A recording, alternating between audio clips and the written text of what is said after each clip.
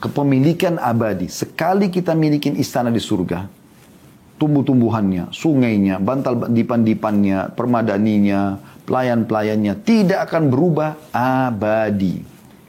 Ini sebuah kenikmatan yang luar biasa. Allahu Rabbi wal Islam dini wa Muhammadan Rasulullah.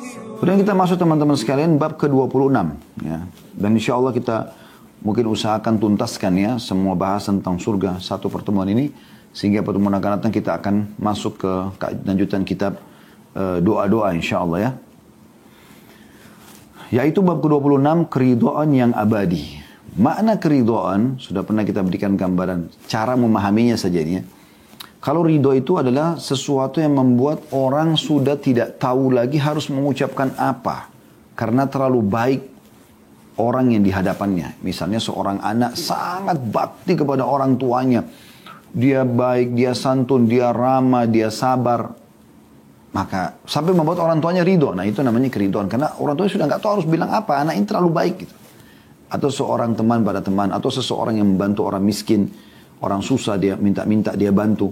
Dan dia bantu bukan cuma sekedar misalnya minta 10 juta dikasih 10 juta, tidak. Dia datang ke rumahnya. Dia perbaikin rumahnya. Dia sekolahkan anak-anaknya. Dia penuhi kebutuhannya. Diberikan pekerjaan. Diberikan modal. Sampai orang itu sudah nggak tahu bilang apa. Nah itu namanya keridhaan. Ridho dia. Ya, kalau Allah subhanahu wa ta'ala kita buat ridho, artinya kita coba melakukan ketaatan semaksimal mungkin dan selalu manja dan meringak kepada Allah. Allah ridho. Kalau Allah ridho, Allah akan penuhi semua kebutuhan kita. Begitulah cara memahaminya. Nah di akhirat nanti teman-teman ada keridhaan yang abadi.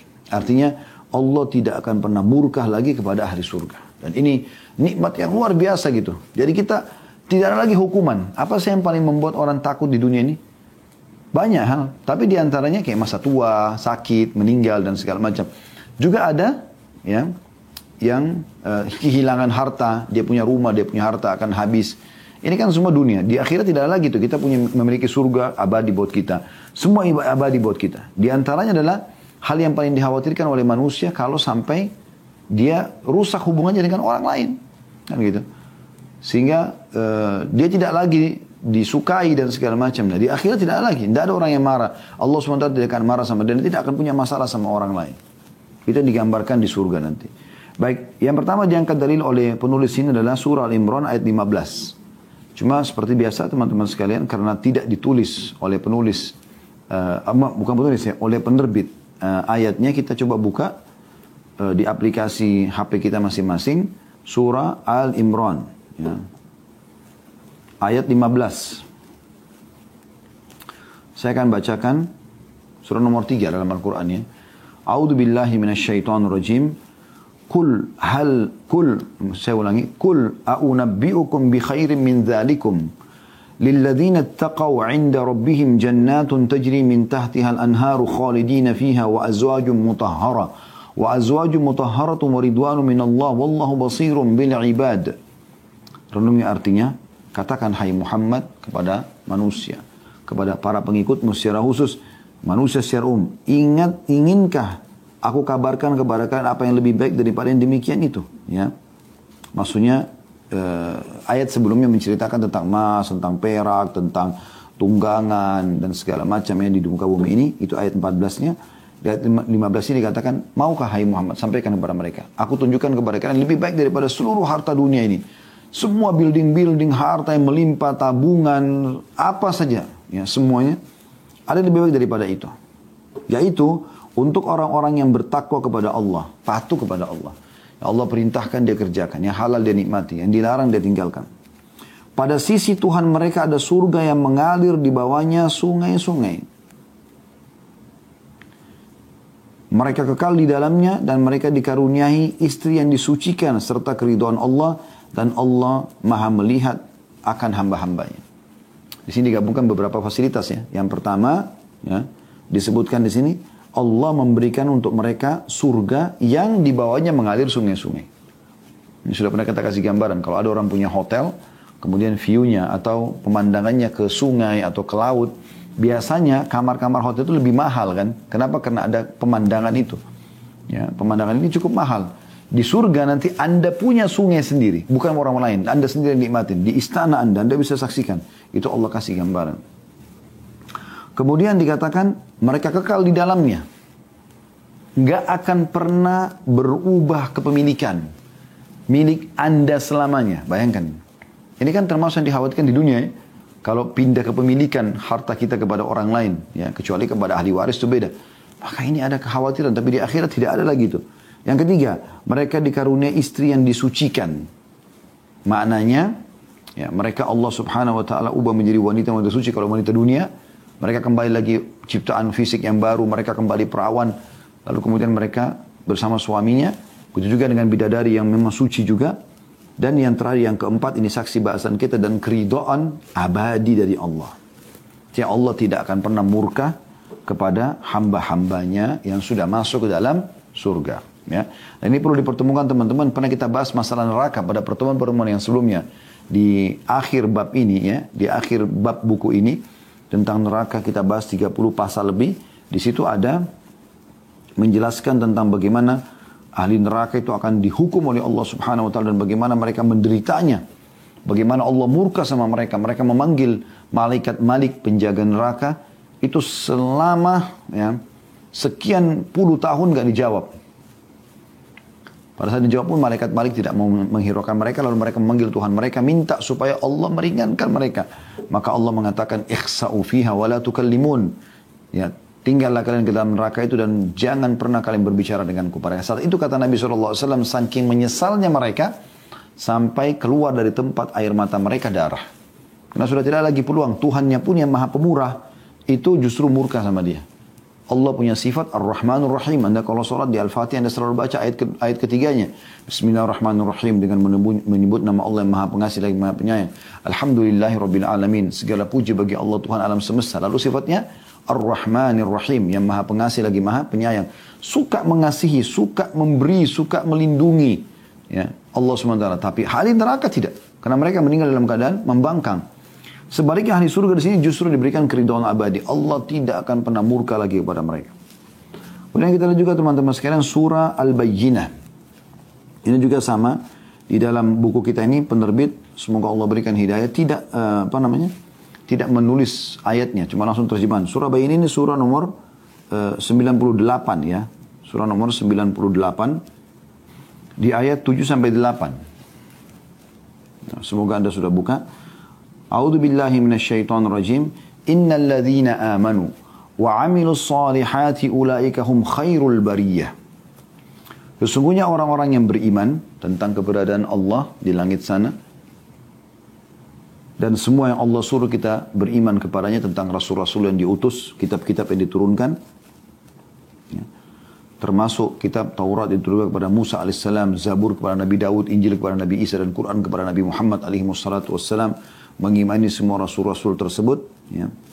Dan mengerjakan amal saleh. Mengerjakan apa yang Allah suruh dari kebaikan-kebaikan. Karena semua yang Allah perintahkan pasti baik. Mereka itu adalah sebaik-baik makhluk atau sebaik-baik generasi. Di ayat 8-nya Allah mengatakan jazaa'uhum 'inda rabbihim jannatu 'adnin tajri min tahtil anharu khalidina fiha abada radhiyallahu anhum wa radu an dzalika liman khasyiya rabbah. Balasan mereka di sisi Tuhan mereka karena mereka selama dunia jadi beriman dan patuh kepada Allah, yaitu surga Aden. Salah satu nama surga adalah Aden, yang mengalir di bawahnya sungai-sungai. Mereka kekal di dalamnya selama-lamanya. Allah ridho terhadap mereka dan mereka pun ridho kepada Allah. Yang demikian itu adalah balasan bagi orang-orang yang takut kepada Tuhannya. Jadi penitik beratan sebenarnya ada di ayat 8-nya ya.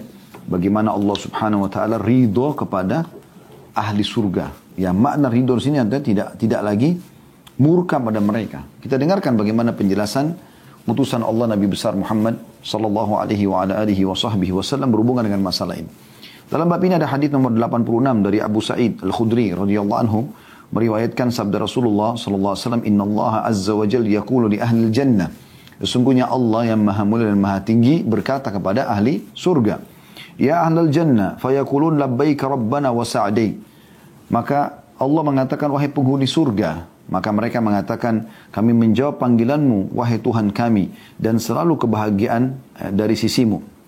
Kemudian, "Wal khairu fi yadaik," dan semua kebaikan ada di kedua tanganmu atau di tanganmu. Fayaqulu har raditum, maka Allah mengatakan, apakah kalian sudah ridho? Fayaqulun wa ma lana narda ya rabbana. Lalu kenapa wahai Tuhan? Maka mereka menjawab, lalu kenapa kami enggak ridho wahai Tuhan kami?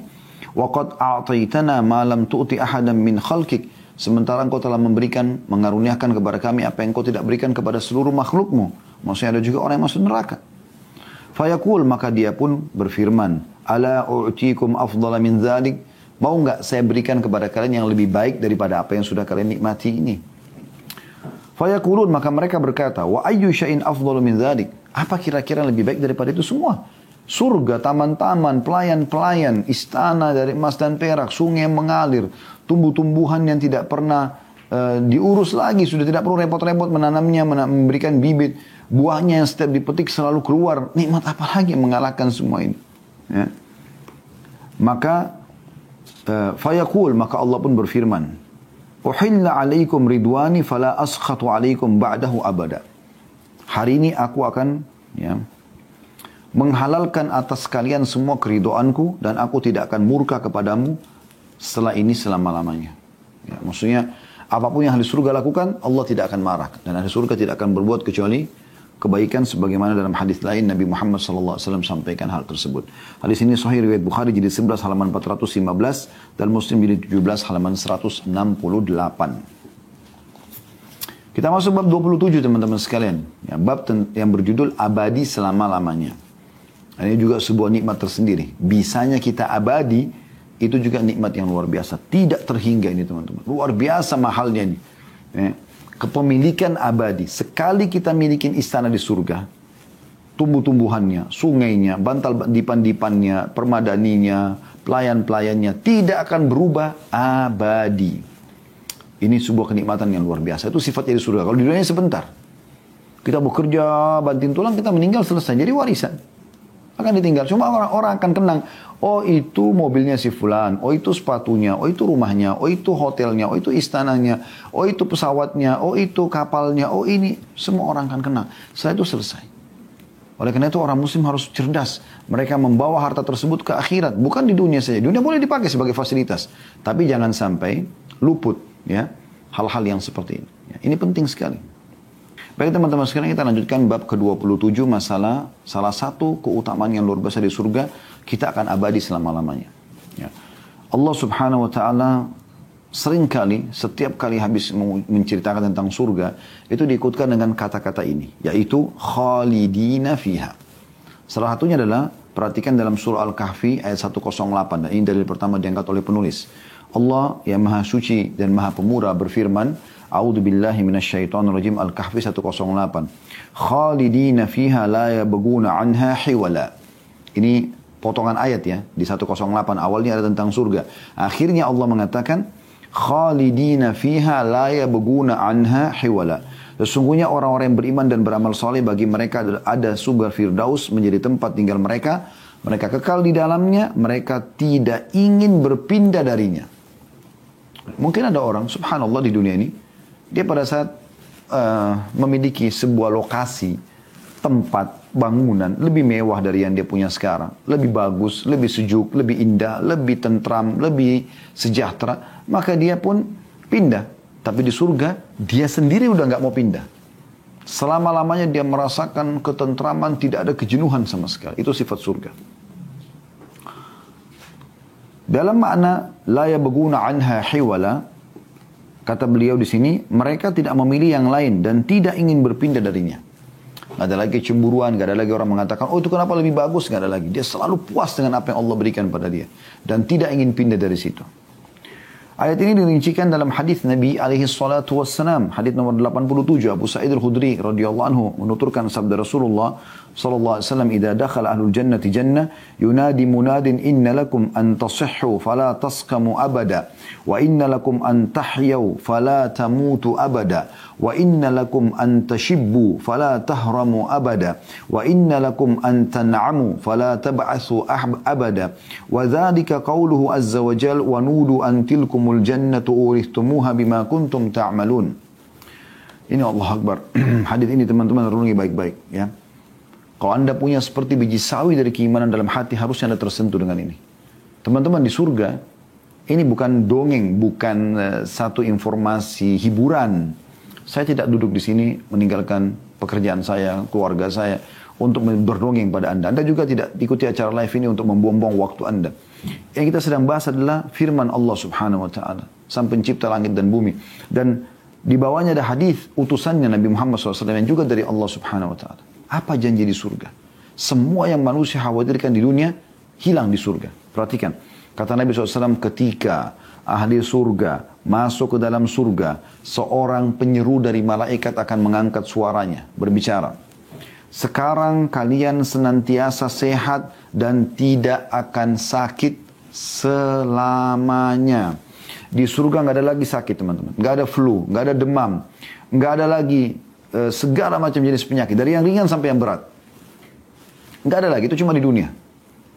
Yang manusia khawatir kan sakit. Sehat tiba-tiba sesak nafas, tiba-tiba jatuh, tiba-tiba pusing, tiba-tiba demam. Tapi nggak ada lagi di surga. Selamanya.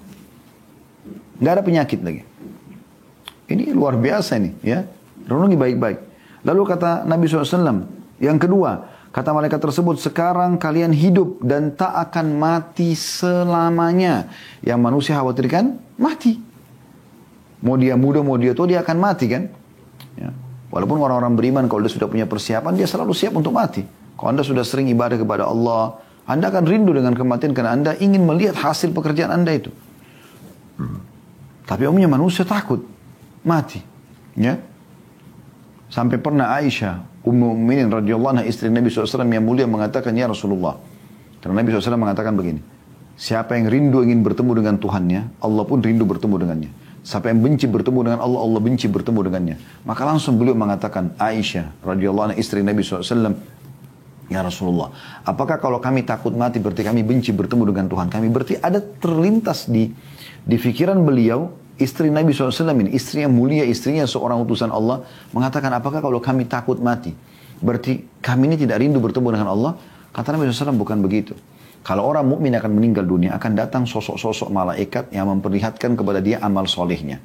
Ini loh yang kau lakukan, bakti dengan orang tua, sholat, puasa, sedekah, haji, umroh, segala macam. Dan dengan ini kau akan masuk surga. Maka dia melihat surganya, dia rindu, dia ingin mati segera. Karena dia ingin raih semua itu. Dia sudah tidak ingin lagi dunia, karena dia lihat balasannya luar biasa gitu. Maka Allah pun rindu bertemu dengannya. Dan sebaiknya orang kafir, kalau dia meninggal, maka akan dilihatkan segala macam kesalahan-kesalahan dia akan membuat dia masuk ke dalam neraka. Ini loh neraka ini. Karena kalaupun dia berbuat baik tidak diterima sama Allah karena syaratnya harus beriman gitu kan. Maka dia pun dikatakan oleh malaikat kau akan masuk ke neraka. Dia pun benci bertemu dengan Allah. Tidak ingin mati, maka Allah pun benci bertemu dengannya. Tapi orang kalau sudah meninggal nanti teman-teman, yang masuk surga bahagianya luar biasa karena tidak akan pernah mati. Tidak akan pernah sakit tadi sudah kita jelaskan. Ya. Kemudian juga di neraka, orang kalau masuk neraka tidak akan mati. Orang kalau disiksa di neraka teman-teman, kemudian ada saatnya dia mati, dia mungkin masih bisa merasakan kebahagiaan kayak di dunia. Ada maling atau ada pencuri ditangkap, lalu digebukin sampai berdarah-darah mati. Orang tidak akan pukul lagi, karena orang pikir sudah mati, dia nggak rasa kesakitan. Tapi di neraka tidak ada kematian. Sampai terbakar, tercincang, segala macam, dia tidak mati. Itu menyedihkan bagi mereka, kan itu abadi. Gitu kan? Itu bahaya sekali. Ciri yang ketiga, sekarang kalian muda dan tidak akan tua selamanya. Siapa yang ingin tua teman-teman sekalian? Tidak ada orang normal, manusia nggak mau tua. Kalau perlu disembunyikan tuanya, keriputnya dioperasi lah, giginya ompong dipasang gigi baru lah, rambutnya putih dihitamkan lah, dan segala macam hal. Gitu kan? Supaya tidak kelihatan tua. Tapi di dunia pasti tua, nggak bisa tidak.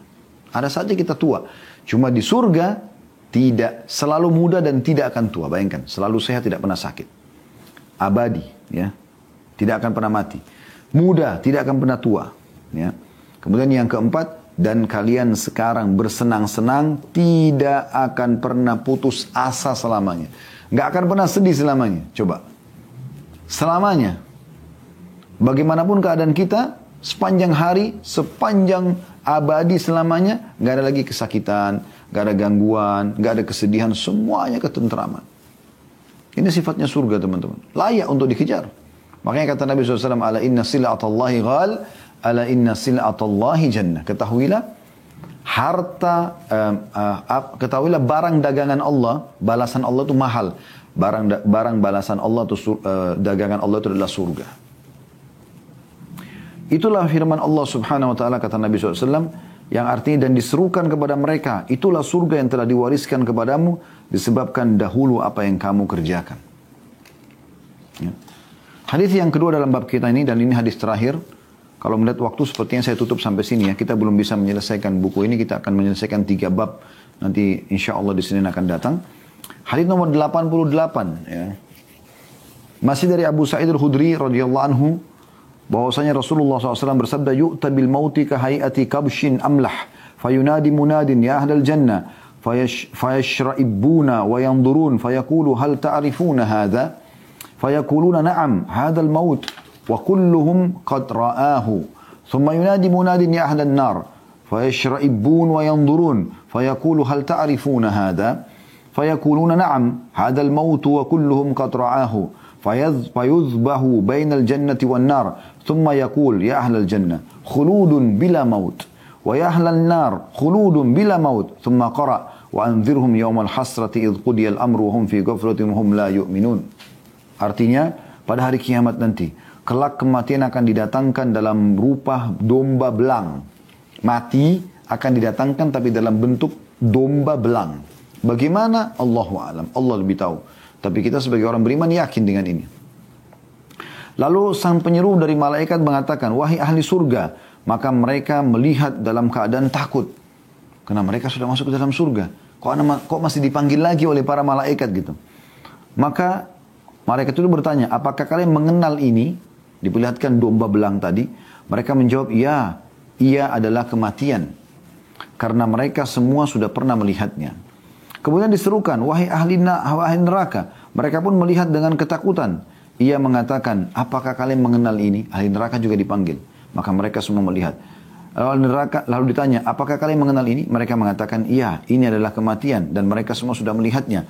Lalu kematian disembelih, ya, dipotong di antara surga dan neraka. Kemudian ia mengatakan, wahai ahli surga. Malaikat itu mengatakan, kalian akan abadi dan tidak akan mati selamanya. Wahai ahli neraka, kalian akan abadi dan tidak akan mati selamanya. Kemudian beliau membaca firman Allah subhanahu wa ta'ala dalam surah Maryam ayat 39. Yang artinya, dan berilah mereka peringatan tentang hari penyesalan. Hari kiamat itu menyesal orang. Kalau tidak berbuat amal soleh, tidak beriman, menyesal. Yaitu ketika segala perkara telah diputuskan dan mereka dalam kelalaian dan mereka tidak pula beriman. Ya, hadits ini diriwayatkan Bukhari jadi 8 halaman 228 dan Muslim 17 jadi 17 halaman 185. Insya Allah kita akan lanjutkan pertemuan akan datang nanti dengan bab ke-28 sampai 30 ya. Jumlah barisan ahli surga. Kemudian ahli surga yang masuk terakhir ke dalam surga. Serta juga kita akan membahas insya Allah bab terakhir ke-30 masalah keadaan surga lebih dari yang digambarkan. Allahu a'lam.